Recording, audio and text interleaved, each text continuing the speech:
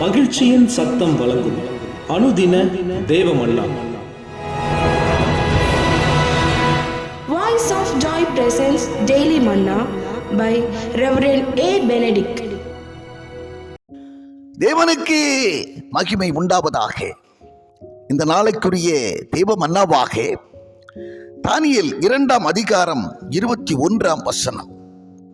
அவர் காலங்களையும் சமயங்களையும் மாற்றுகிறவர், ராஜாக்களை தள்ளி ராஜாக்களை ஏற்படுத்துகிறவர், ஞானிகளுக்கு ஞானத்தையும் அறிவாளிகளுக்கு அறிவையும் கொடுக்கிறவர்.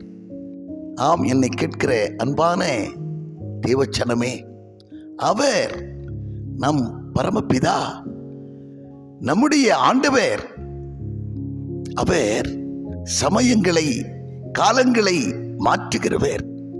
அவர் ராஜாக்களை தள்ளி ராஜாக்களை ஏற்படுத்துகிறவர் என்று வேதத்திலே நாம் பார்க்கிறோம். ஆமன கண்பான தேவச்சனமே, ஜனங்களுடைய வற்புறுத்துறதுனாலே ராஜாவாக சகுலை ஏற்படுத்தி இருந்தாலும்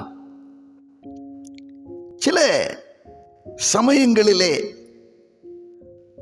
ஆண்டவர் சொல்லியிருந்த வார்த்தைகளை அவன் புறந்தள்ளி அவன் தன்னுடைய இஷ்டமானவைகளை செய்ததினாலே அவனை ராஜாவாக்கினதற்காக ஆண்டவர் மனஸ்தாபப்பட்டார் என்று சொல்லி நாம் வேதத்திலே வாசிக்கிறோம்.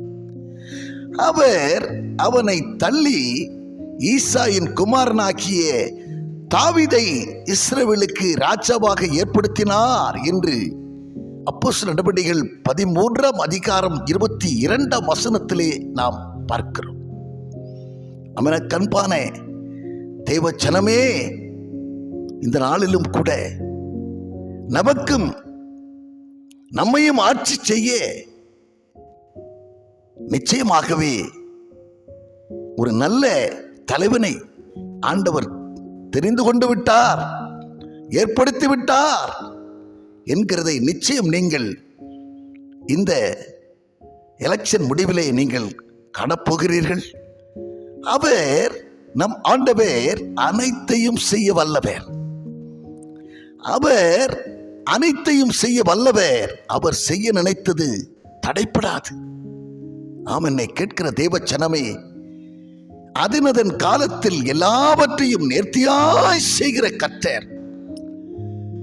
யார் எதிராய் செயல்பட்டாலும் செயல்படுகிறவர்கள் நிச்சயம் ஒரு நாள் வெட்கி நாணும்படியாக, அவர்கள் தன்னுடைய ஸ்தானத்தை விட்டு இறங்கும்படியாக பதிலாக அவரால் நியமிக்கப்பட்டவர்கள் ஏற்படுத்தப்படும்படியாக கர்த்தர் காரியங்களை வாய்க்க பண்ணுகிறவராயிருக்கிறார்.